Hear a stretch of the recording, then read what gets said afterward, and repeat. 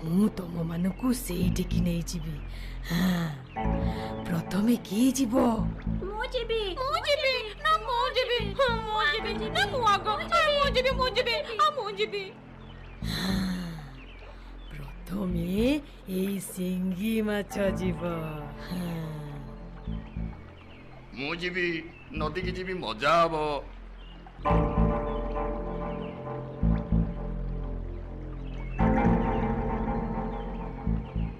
ସତରେ ମହାରାଜ କେତେ ଭଲ। ଆମ ପାଇଁ କେତେ କଷ୍ଟ କରୁଛନ୍ତି ସିଏ। ପୁଣ୍ୟାତ୍ମା ସେ, ପୁଣ୍ୟ ତ କରିବେ ହିଁ କରିବେ।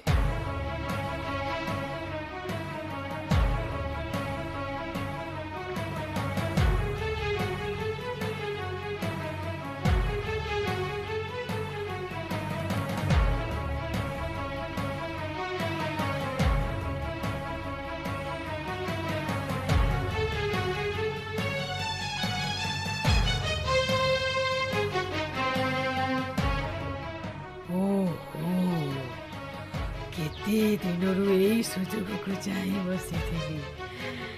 ଏଥରକ ଆଉ ଭୋଜନର ଚିନ୍ତା ନାହିଁ। ଏବେ ଖାଲି ପେଟ ପୁରା ଭୋଜନ ଆଉ ସୁଖ ନିଦ୍ରା। କି ଆରାମ। ବଗ ଏମିତି ଧାର୍ମିକ ପଣିଆ ଦେଖେଇ ଠକାଠକି କରି ସବୁଦିନ ସେ ପୋଖରୀରୁ ମାଛ, କଙ୍କଡ଼ା ଆଉ କଇଁଛ ଖାଉଥିଲା ଆଉ ମନେ ମନେ ଖୁସି ହେଉଥିଲା। ଦେଖୁ ଦେଖୁ ଦିନେ ସେଇ ବୁଢ଼ା କଙ୍କଡ଼ାର ପାଳି ପଡ଼ିଲା।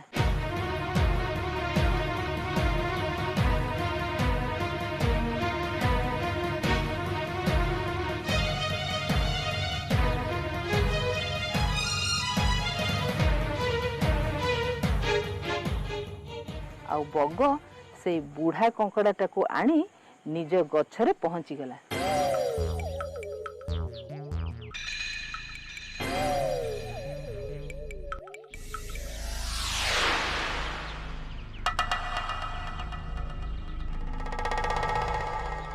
ଏତେ ମାଛ କଣ୍ଟା